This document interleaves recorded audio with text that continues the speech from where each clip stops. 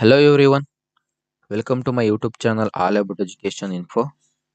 Today in this video we are going to discuss about the most expected questions from the chapter Quadratic Equations. ಕನ್ನಡದಲ್ಲಿ ಹೇಳಬೇಕು ಅಂದ್ರೆ ವರ್ಗ ಸಮೀಕರಣಗಳು chapter ಇಂದ ಬರ್ತಕ್ಕಂಥ ಬಹುನಿರೀಕ್ಷಿತ ಪ್ರಶ್ನೆಗಳನ್ನ ನಾವು ಇಂದಿನ ವಿಡಿಯೋದಲ್ಲಿ ಡಿಸ್ಕಸ್ ಮಾಡೋಣ. ವಿಡಿಯೋಗೆ ಹೋಗೋದಕ್ಕಿಂತ ಮುಂಚೆ ನೀವಿನ್ನೂ ನನ್ನ ಚಾನಲ್ಗೆ ಸಬ್ಸ್ಕ್ರೈಬ್ ಆಗಿಲ್ಲ ಅಂದ್ರೆ ಆದಷ್ಟು ಬೇಗ ನನ್ನ ಚಾನಲ್ಗೆ ಸಬ್ಸ್ಕ್ರೈಬ್ ಆಗಿ ನನ್ನ ಚಾನಲಲ್ಲಿ ಬರ್ತಕ್ಕಂಥ ಎಲ್ಲ ವಿಡಿಯೋಸ್ಗೆ ಲೈಕ್ ಮಾಡಿ ಮತ್ತು ಆದಷ್ಟು ಎಲ್ಲ ವಿಡಿಯೋಸ್ನು ನಿಮ್ಮ ಫ್ರೆಂಡ್ಸ್ಗೆ ಶೇರ್ ಮಾಡಿ ನನ್ನ ಚಾನಲ್ಗೆ ಸಪೋರ್ಟ್ ಮಾಡಿ. ಓಕೆ, ಇವತ್ತು ನಮ್ಮ ಇಂದಿನ ವಿಡಿಯೋಗೆ ಹೋಗೋಣ. ವರ್ಗ ಸಮೀಕರಣಗಳು ಅಂದರೆ ಕ್ವಾಡ್ರಾಟಿಕ್ ಈಕ್ವೇಷನ್ಸ್ ಚಾಪ್ಟರಿಂದ 2 ಮೆಥಡ್ಸ್ ಮೇಲೆ ನಿಮಗೆ ಕ್ವಶನ್ಸ್ ಅನ್ನ ಕೇಳ್ತಾರೆ. ಒಂದು ಫ್ಯಾಕ್ಟರೈಸೇಷನ್ ಮೆಥಡು, ಇನ್ನೊಂದು ಡಿಸ್ಕ್ರಿಮಿನೆಂಟ್ ವ್ಯಾಲ್ಯೂ ಫೈಂಡ್ ಔಟ್ ಮಾಡಿ ನೇಚರ್ ಆಫ್ ರೂಟು ಬರೆಯೋದು. ಅದಕ್ಕೆ ಅಂತಾನೆ ನಾನೊಂದು ಸಪ್ರೇಟ್ ವಿಡಿಯೋ ಮಾಡಿದ್ದೀನಿ, ಫಾರ್ಮುಲಾಸ್, ಇಂಪಾರ್ಟೆಂಟ್ ಫಾರ್ಮುಲಾಸ್. ಅಲ್ಲಿ ಹೇಳಿದ್ದೀನಿ ಡಿಸ್ಕ್ರಿಮಿನೆಂಟ್ ವ್ಯಾಲ್ಯೂಸು ಡೆಲ್ಟಾ 0 ಆಗಿದ್ದಾಗ ಏನಾಗಿರುತ್ತೆ nature of root, delta greater than 0 ಆಗಿದ್ದಾಗ ಏನಾಗಿರುತ್ತೆ, ಡೆಲ್ಟಾ ಲೆಸ್ ದೆನ್ 0 ಆಗಿದ್ದಾಗ ಏನಾಗಿರುತ್ತೆ ಅಂತ ಎಲ್ಲ ಹೇಳಿದ್ದೀನಿ. ಹೋಗಿ ಅಲ್ಲಿ ನೀವು ಇನ್ನೂ ನೋಡಿಲ್ಲ ಅಂದರೆ ವಿಡಿಯೋ ಡಿಸ್ಕ್ರಿಪ್ಷನಲ್ಲಿ ಇಂಪಾರ್ಟೆಂಟ್ ಫಾರ್ಮುಲಾಸ್ ಪಾರ್ಟ್ 1 ಪಾರ್ಟ್ 2 ಎರಡರದ್ದು ಲಿಂಕ್ ಹಾಕಿರ್ತೀನಿ, ಆದಷ್ಟು ಬೇಗ ವಾಚ್ ಮಾಡಿ. ನೆಕ್ಸ್ಟು ಈಗ ಫ್ಯಾಕ್ಟರೈಸೇಷನ್ ಮೆಥಡಲ್ಲಿ ಹೇಗೆ ಫೈಂಡ್ ಔಟ್ ಮಾಡೋದು ಅಂದರೆ, ಫಸ್ಟ್ ನಾವು ಅಂದರೆ ಅಪವರ್ತನ ವಿಧಾನದ ಮುಖಾಂತರ ಸಮೀಕರಣವನ್ನು ಕಂಡುಹಿಡಿಯೋದು, ಅಂದರೆ ಸಮೀಕರಣವನ್ನು ಬಿಡಿಸೋದು ಅಪವರ್ತನ ವಿಧಾನದ ಮುಖಾಂತರ. ಫಸ್ಟ್ ನೀವು ಕೊಟ್ಟಿರ್ತಕ್ಕಂಥ ಈಕ್ವೇಶನ್ನು ಜನರಲ್ ಫಾರ್ಮಲ್ಲಿ ಇದೆಯೋ ಇಲ್ವೋ ಅಂತ ಚೆಕ್ ಮಾಡಬೇಕು. ಅಂದರೆ ವರ್ಗ ಸಮೀಕರಣದ ಸಾಮಾನ್ಯ ರೂಪ x square plus B X plus c is equals to 0. ಇದು ವರ್ಗ ಸಮೀಕರಣದ ಸಾಮಾನ್ಯ ರೂಪ ಆಗಿರುತ್ತೆ. ಸೊ ಈ ಕೊಟ್ಟಿರ್ತಕ್ಕಂಥ ಈಕ್ವೇಶನ್ನು ಸಾಮಾನ್ಯ ರೂಪದಲ್ಲಿ ಇದೆಯಾ? ಎಸ್, ಸಾಮಾನ್ಯ ರೂಪದಲ್ಲಿದೆ. ಅಂದರೆ ನೋಡಿಲಿ, A X square plus B X plus C ಆಗಿದೆಯಾ? ಎಸ್, ಕರೆಕ್ಟ್ ಆಗಿದೆ. ಸೊ ಎ ವ್ಯಾಲ್ಯೂ ಏನಾಗುತ್ತೆ? 1 ಆಗುತ್ತೆ, ಬಿ ವ್ಯಾಲ್ಯೂ 4 ಆಗುತ್ತೆ, ಸಿ ವ್ಯಾಲ್ಯೂ 4 ಆಗುತ್ತೆ. ಫಸ್ಟ್ ನೀವು ಇದನ್ನ ಬರ್ಕೋಬೇಕು. ಅರ್ಥ ಆಯ್ತಾ? ಅಂದರೆ ಇಲ್ಲಿ ಏನು ಇಲ್ಲ ಅಂದರೆ 1 ಇದೆ, ಅಂದರೆ ಎ ವ್ಯಾಲ್ಯೂ ಏನಾಯಿತು? 4 ಆಯಿತು. ಇಲ್ಲಿ ಬಿ ವ್ಯಾಲ್ಯೂ 4 ಆಯಿತು, ಇಲ್ಲಿ ಸಿ ವ್ಯಾಲ್ಯೂನು 4 ಆಯಿತು. ಎ ವ್ಯಾಲ್ಯೂ 1 ಆಯಿತು, ಬಿ ವ್ಯಾಲ್ಯೂ 4 ಆಯಿತು, ಸಿ ವ್ಯಾಲ್ಯೂ 4 ಆಯಿತು. ನೆಕ್ಸ್ಟ್ ಏನು ಮಾಡೋದು ಅಂದರೆ, ನೀವು ಎ ಮತ್ತು ಸಿನ ಗುಣಿಸ್ಬೇಕು. ಎ ಇಂಟು ಸಿ ಏನಾಯಿತು? 1 into 4 it is equals to 4. Yes, 4 ಬಂತು. ಈಗ ನೀವು ಈ ಬಂದಿರತಕ್ಕಂಥ 4ಗೆ ಏನು ಮಾಡಬೇಕು ಅಂದರೆ, ಎರಡು ನಂಬರ್ಸ್ನ ತಗೋಬೇಕು. ಅಂದರೆ ಫ್ಯಾಕ್ಟರ್ಸ್ ಆಫ್ 4 ತಗೋಬೇಕು. ಫ್ಯಾಕ್ಟರ್ಸ್ ಆಫ್ 4 ಯಾವುದು? 4 into 1 is equals to 4. Next ಯಾವುದಿದೆ? 2 2s ಆಫ್ 4. ಈಗ ಫಸ್ಟ್ ಫ್ಯಾಕ್ಟರ್ಸ್ ಆಫ್ 4ನ ತಗೊಂಡ್ರೆ, ನೀವು 4 1 ತಗೊಂಡ್ರೆ ಗುಣಿಸಿದ್ರೆ 4 ಬರುತ್ತೆ. ಬಟ್ ಇವೆರಡನ್ನು ಕೂಡಿದ್ರೆ ಮಿಡಲ್ ನಂಬರ್ ಬರಬೇಕು. ಅಂದರೆ middle number means B value ಬರ್ತಾ ಇದೆಯಾ? 4 + 1 5 ಆಗುತ್ತೆ. ಸೊ ಈ ಫ್ಯಾಕ್ಟರ್ಸ್ ಇದಕ್ಕಾಗಲ್ಲ. ಈಗ ನೆಕ್ಸ್ಟ್ ಉಳಿದಿರೋದೇ 2 2s ಆಫ್ 4 ಅಲ್ವಾ? 2 2s ಆಫ್ 4. ಈಗ ಅದೇ ವ್ಯಾಲ್ಯೂನೇ ನಾವು ತಗೋಬೇಕು. 2 2s. ಈಗ ನೋಡಿ, 2 2 4 ಗುಣಿಸಿದ್ರೆ 4 ಬರ್ತಾ ಇದೆ, ಕೂಡಿದ್ರೆ 2 + 2 4 ಬರ್ತಿದ್ಯಾ? ಎಸ್, ಅಂದರೆ ನಾವು ತಗೊಂಡಿರ್ತಕ್ಕಂಥ ಫ್ಯಾಕ್ಟರ್ಸ್ ಕರೆಕ್ಟ್ ಆಗಿದೆ ಅಂತ ಆಯಿತು. Next X square as it is plus, ಈಗ 4x ಯಾವ ರೀತಿ ಡಿವೈಡ್ ಆಯಿತು? 2 + 2 ಅಂದರೆ 2x + 2x ಥರ ಡಿವೈಡ್ ಆಯಿತು. Plus 4 is equals to 0. ಅಂದರೆ ಆ್ಯಕ್ಚುಲಿ ಇದು ಹೇಗೆ ಬರೀಬೇಕು ಅಂದರೆ, ಮೇನ್ ಮೆಥಡ್ ಏನು ಅಂದರೆ, ಇಲ್ಲಿ ಎ ವ್ಯಾಲ್ಯೂ 4 ಮತ್ತು ಎಕ್ಸ್ ಸ್ಕ್ವೇರ್ ಮಲ್ಟಿಪ್ಲೈ ಮಾಡಬೇಕು. ನೀವು ಇಲ್ಲಿ 4x² ಆಗುತ್ತೆ. ಆ್ಯಂಡ್ ಇದು 2x + 2x ಅಂದರೆ 2x into 2x 2 2s of 4 x into x square 4x² ಕನ್ನಡ ಬಂತಾ? ನೆಕ್ಸ್ಟ್ 2x + 2x ಏನಾಗುತ್ತೆ? 4x ಆಗುತ್ತಾ? ಈ ರೀತಿ ಮಾಡೋದು. ಬಟ್ ನಿಮಗೆ ಕನ್ಫ್ಯೂಸ್ ಆಗುತ್ತೆ ಅಂತ ನಾನು ಓನ್ಲಿ ಕಾನ್ಸ್ಟೆಂಟ್ ಟರ್ಮ್ಸ್ನ ತೊಗೊಂಡಿದ್ದೀನಿ. ಅರ್ಥ ಆಯಿತು ಅನ್ಕೊತೀನಿ. ಎಸ್. ನೆಕ್ಸ್ಟ್ ಈಗ ಗ್ರೂಪ್ ಮಾಡಬೇಕು. x² + 2x ಏನಿಲ್ಲ, ಇಲ್ಲಿ ಬರೆಯೋದು ಈಸಿ ಇದೆ. ಈಗ ಫ್ಯಾಕ್ಟರ್ಸ್ ಡಿವೈಡ್ ಆಯಿತು ಅಂದರೆ ಜಸ್ಟ್ ಇಲ್ಲಿಗೆ ವೇರಿಯೇಬಲ್ ಯಾವುದಿತ್ತೋ, ಮಿಡಲ್ ನಂಬರ್ ವೇರಿಯೇಬಲ್ ಯಾವುದಿತ್ತೋ ಅದನ್ನು ಸೇರಿಸೋದಷ್ಟೇ. ಪಕ್ಕಕ್ಕೆ x. ಓಕೆ, ಇಲ್ಲಿ ಎಕ್ಸ್ ಕಾಮನ್ ತೆಗಿಬೇಕು. ಎಕ್ಸ್ ಪ್ಲಸ್ 2 ಪ್ಲಸ್ ಇಲ್ಲಿ ಇವೆರಡರಿಂದ 2 ಕಾಮನ್ ಬರುತ್ತೆ. X plus 2. ಇಲ್ಲಿ ಕ್ವಾಡ್ರಾಟಿಕ್ ಈಕ್ವೇಶನ್ ಅಲ್ಲಿ ಸ್ಮಾಲ್ ಟ್ರಿಕ್ ಏನಂದ್ರೆ, ಇಲ್ಲಿ ಫಸ್ಟ್ ಟರ್ಮ್ ಅಲ್ಲಿ ಅಂದ್ರೆ ಫಸ್ಟ್ ಗ್ರೂಪ್ ಅಲ್ಲಿ ಬ್ರಾಕೆಟ್ ಅಲ್ಲಿ ಯಾವುದು ನಂಬರ್ ಬಂದಿರುತ್ತೋ, ಅಂದ್ರೆ ಯಾವ ಟರ್ಮ್ ಬಂದಿರುತ್ತೋ ಅದೇ ಟರ್ಮ್ ನೆಕ್ಸ್ಟ್ ಬ್ರಾಕೆಟ್ ಅಲ್ಲೂ ಬಂದೇ ಬರುತ್ತೆ. ಇಲ್ಲಿ ಎಕ್ಸ್ ಪ್ಲಸ್ 2 ಬಂದ್ಮೇಲೆ ಇಲ್ಲೂ ಎಕ್ಸ್ ಪ್ಲಸ್ 2ನೇ ಬರಬೇಕು. ಇದು ಕ್ವಾಡ್ರಾಟಿಕ್ ಈಕ್ವೇಶನ್ ನ ಟ್ರಿಕ್ ಆಗಿರುತ್ತೆ. ಸೊ ಇವೆರಡರಿಂದ ಇವಾಗ ಯಾವ್ದು ಕಾಮನ್ ಬರುತ್ತೆ? X plus 2. X plus 2 common ಆಗುತ್ತೆ. ಬ್ರಾಕೆಟ್ ಒಳಗಡೆ ಉಳಿಯೋದು ಅಗೈನ್ ಎಕ್ಸ್ ಪ್ಲಸ್ 2. ಅಂದ್ರೆ ಇಲ್ಲಿ ಎಕ್ಸ್ ಪ್ಲಸ್ 2 ಹೋದ್ರೆ ಎಕ್ಸ್ ಉಳಿಯುತ್ತೆ, ಇಲ್ಲೂ ಎಕ್ಸ್ ಪ್ಲಸ್ 2 ಹೋದ್ರೆ 2 ಉಳಿಯುತ್ತೆ. ನೆಕ್ಸ್ಟ್ ಈಗ ಇಲ್ಲಿ ಎರಡೂ ಫ್ಯಾಕ್ಟರ್ಸ್ ಸೇಮ್ ಇರೋದ್ರಿಂದ ಯಾವುದಾದ್ರೂ ಒಂದು ಫ್ಯಾಕ್ಟರ್ಗೆ ನೀವು 0ಗೆ ಈಕ್ವೇಟ್ ಮಾಡಿ. ಅರ್ಥ ಆಯ್ತಾ? ನನಗೆ ಬೇಕಿರೋದು ಯಾವುದು? ಎಕ್ಸ್ ವ್ಯಾಲ್ಯೂ 2 ಆ ಕಡೆ ಹೋಗುತ್ತೆ, ಎಕ್ಸ್ ಇಸ್ ಈಕ್ವಲ್ಸ್ ಟು -2 ಆಗುತ್ತೆ. ಇದು ಈ ಸಮೀಕರಣದ ಪರಿಹಾರ ಆಗಿರುತ್ತೆ. ಅರ್ಥ ಆಯ್ತಾ? ಇನ್ನೇನು ಈಸಿ ಇದೆಯಲ್ಲ ನೋಡಿ. ಮತ್ತೆ ನೀವು ಇದನ್ನ ಈಕ್ವೇಟ್ ಮಾಡೋ ಅವಶ್ಯಕತೆ ಇರಲ್ಲ, ಯಾಕೆಂದ್ರೆ ಇವೆರಡು ಸೇಮ್ ಇದೆ, ಒಂದೇ, ಇದಕ್ಕೆ ಒಂದೇ ಒಂದು ಪರಿಹಾರ ಇದೆ. X is equals to -2 is the only solution. ಪ್ರಾಬ್ಲಮಿಗೆ ಮೂವ್ ಆಗೋಣ ನಾವು. 2x² plus 3x plus 1 is equals to 0. First ನಾವೇನು ಮಾಡಬೇಕು?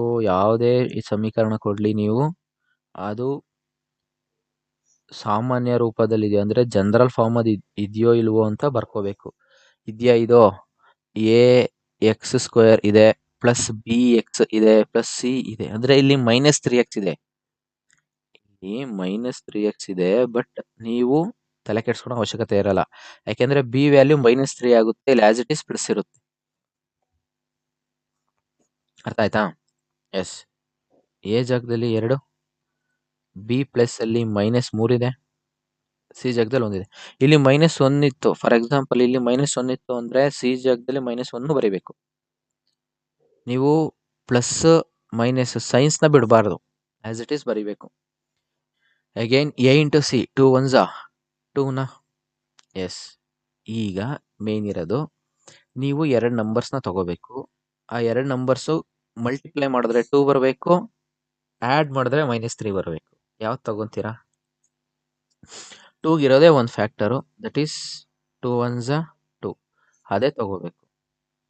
2 1s 2 ಬರ್ತಾ ಇದೆ, 2 ಪ್ಲಸ್ 1 ಪ್ಲಸ್ 3 ಬರ್ತಾ ಇದೆ, ನಮಗೆ ಯಾವ್ದು ಬೇಕು? -3 ಬೇಕು.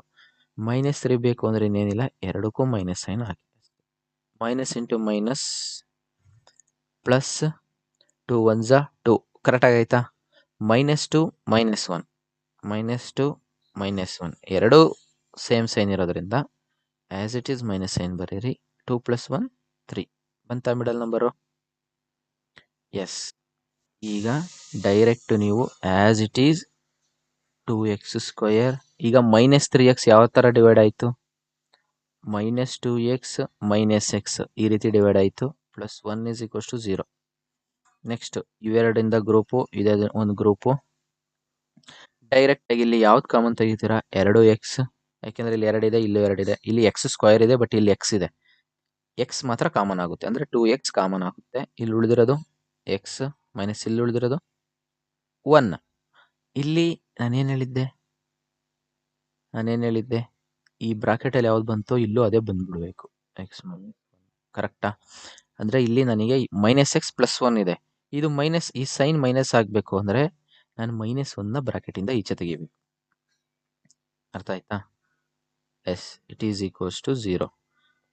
ನೆಕ್ಸ್ಟ್ ಇವೆರಡರಿಂದ x - 1 ಕಾಮನ್ ಆಗುತ್ತೆ, 2x - 1 ಇಸ್ ಈಕ್ವಲ್ಸ್ ಟು 0 ಆಗುತ್ತೆ. ನೆಕ್ಸ್ಟ್ ಇವೆರಡರಲ್ಲಿ ಯಾವುದು, ಇವೆರಡು ಫ್ಯಾಕ್ಟರ್ಸ್ ಸೇಮ್ ಇಲ್ಲ, ಸೊ 2 ಫ್ಯಾಕ್ಟರ್ಸ್ ನಾನು 0ಗೆ ಈಕ್ವೇಟ್ ಮಾಡಬೇಕಾಗುತ್ತೆ. ಅಂದ್ರೆ x - 1 ಇಸ್ ಈಕ್ವಲ್ಸ್ ಟು 0 ಮಾಡಬೇಕು, 2x - 1 ಇಸ್ ಈಕ್ವಲ್ಸ್ ಟು 0 ಮಾಡಬೇಕು. x ವ್ಯಾಲ್ಯೂ ಏನಾಗುತ್ತೆ? +1 ಆಗುತ್ತೆ, ಅಂದ್ರೆ -1 ಆ ಕಡೆ ಹೋದ್ರೆ ಇಲ್ಲಿ 2x is equals to +1, that implies x is equals to 1/2 1/2 ಇದಕ್ಕೆ 2 ಪರಿಹಾರ ಇದೆ. ಅರ್ಥ ಆಯ್ತಾ? ಸೊ ನೆಕ್ಸ್ಟ್ ಸೆಟ್ಟಲ್ಲಿ ನೀವೇ ಪ್ರಾಕ್ಟೀಸ್ ಮಾಡಿ. 2x² - 5x - 3 ಇದೆಲ್ಲ ನೀವೇ ಪ್ರಾಕ್ಟೀಸ್ ಮಾಡಿ. ಏನಾದರೂ ಆನ್ಸರ್ ಬಂದಿಲ್ಲ ಅಂದರೆ ಕಮೆಂಟ್ ಸೆಕ್ಷನಲ್ಲಿ ಹಾಕಿ ಈ ಕ್ವಶನ್ಗೆ ಆನ್ಸರ್ ಬಂದಿಲ್ಲ ಅಂತ. ಸೊ ನಿಮಗೆ ಕಮೆಂಟ್ ಸೆಕ್ಷನಲ್ಲೇ ನಾನು ಆನ್ಸರ್ಸ್ನ ಪ್ರೊವೈಡ್ ಮಾಡ್ತೀನಿ. ಅರ್ಥ ಆಯ್ತಾ? ಏನು ಈಸಿ ಇದೆ. ಡೈರೆಕ್ಟ್ ಇಲ್ಲಿ ನಾನು ಡೈರೆಕ್ಟ್ ಒಂದ್ಸಲ ಪ್ರಾಕ್ಟೀಸ್ ಆದರೆ ಸಾಕು. ಡೈರೆಕ್ಟಾಗಿ ನೀವು ಮಲ್ಟಿಪ್ಲೈ 2 3s -6 ಈಗ 2 ನಂಬರ್ ತೊಗೊಬೇಕು. 2 ನಂಬರ್ ತೊಗೊಂಡ್ರೆ ಗುಣಿಸಿದ್ರೆ -6 ಬರಬೇಕು, ಕೂಡಿದ್ರೆ -5 ಬರಬೇಕು. ಯಾವ್ದು ತೊಗೊತೀರಾ?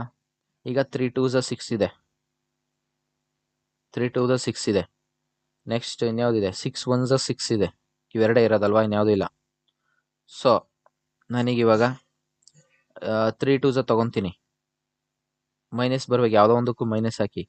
-3 × +2 -6 ಬರುತ್ತೆ. ಬಟ್ -3 +2 ವ್ಯಾಲ್ಯೂ -1 ಬಂದ್ಬಿಡುತ್ತೆ. ಸೊ ಇದಾಗಲ್ಲ. ಇದಾಗಲ್ಲ ಅಂದರೆ ನೀವೇನು ಮಾಡಬೇಕು?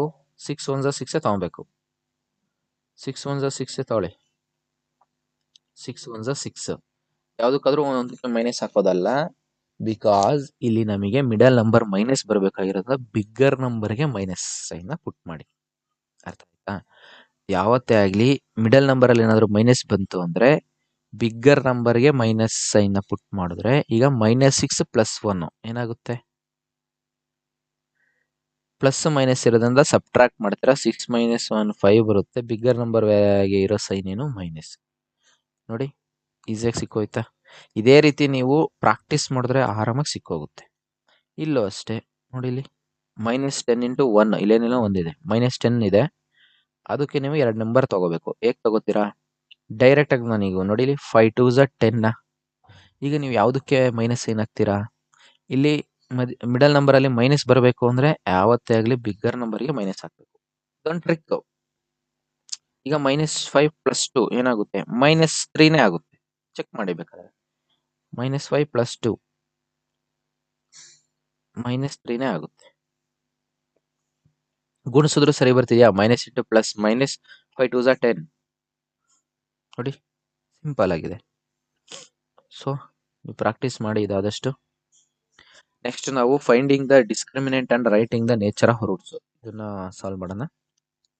ನಾನು ಆಲ್ರೆಡಿ ಯಾವುದು ಫಾರ್ಮುಲಾಸ್ನ ಹೇಳ್ಬೇಕಾದ್ರೆ ಹೇಳಿದ್ದೀನಿ. Nature of roots delta value 0 ಇದ್ರೆ ಅದೆಲ್ಲ.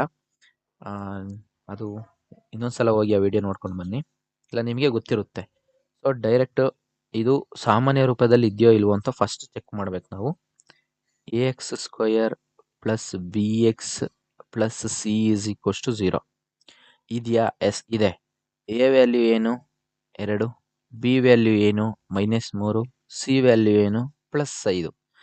ಈಗ ಮೇನ್ ಡೆಲ್ಟಾ = b² - 4ac ಇದು ಸೂತ್ರ ಡೆಲ್ಟಾ ವ್ಯಾಲ್ಯೂಗೆ, ಅಂದರೆ ಶೋಧಕದ ಬೆಲೆಯನ್ನು ಕಂಡುಹಿಡಿಯೋದು. ಕನ್ನಡದವ್ರಿಗೆ ಹೇಳಿಲ್ಲಲ್ವಾ? ಶೋಧಕದ ಬೆಲೆಯನ್ನು ಕಂಡುಹಿಡಿದು ಮೂಲಗಳ ಸ್ವಭಾವವನ್ನು ಬರೆಯುವುದು ಅಷ್ಟೇ.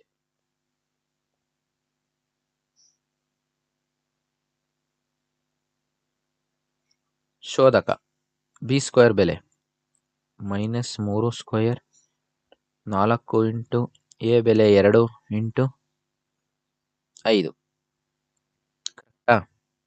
-3² ಏನಾಗುತ್ತೆ? 9 -8 ಇಲ್ಲಿ 40 -31. ಅಂದರೆ ಇದು -31 = 0 ಆಗಿದೆಯೋ, >0 ಆಗಿದೆಯೋ, <0 ಆಗಿದೆಯೋ? ಇದನ್ನು ಈಸಿಯಾಗಿ ಹೇಳ್ಬೋದು. ಇದು 0ಗಿನ್ನ ಕಮ್ಮಿ ಇದೆ. 0ಗಿನ್ನ ಕಮ್ಮಿ ಇದ್ರೆ ಏನು ರಿಸಲ್ಟು? 0ಗಿನ್ನ ಕಮ್ಮಿ ಇದ್ರೆ ಸಿನ್ಸ್ ಅಂತ ಬರೀಬೇಕು. ಸಿನ್ಸ್ ಅಂದರೆ delta > 0, no real roots.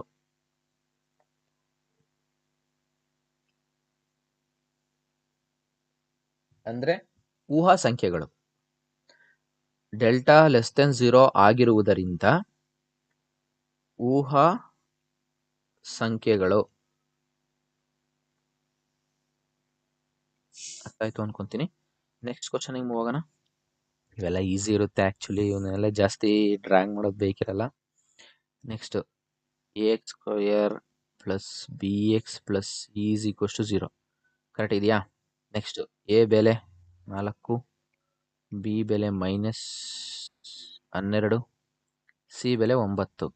Direct ಇವಾಗ ಡೆಲ್ಟಾ ಈಸ್ ಈಕ್ವಲ್ಸ್ ಟು, ಇದು ಬರಿಬೇಕಿದು ಸೂತ್ರ ಬರಿಬೇಕು. ಬಿ ಬೆಲೆ 12 ಹೋಲ್ ಸ್ಕ್ವಯರ್ -4 ಇಂಟು ಎ ಬೆಲೆನೂ 4 ಇಂಟು 9. ಕರೆಕ್ಟಾ? 12 ಹೋಲ್ ಸ್ಕ್ವೇರ್ ಅಂದರೆ 144 ಬರುತ್ತೆ. -4 4 16, 16 9 144. ಏನಾಯಿತು? ಡೆಲ್ಟಾ ಬೆಲೆ 144 - 144 0 ಆಗೋಯ್ತು. ದಟ್ ಇಂಪ್ಲೈಸ್ 0 ಆದರೆ no equal to equal real roots ಬರುತ್ತೆ. ದೇರ್ಫೋರ್ 2 ಈಕ್ವಲ್ ರಿಯಲ್ ರೂಟ್ಸ್ ಅಂದರೆ ವಾಸ್ತವ ಮತ್ತು ಸಮ.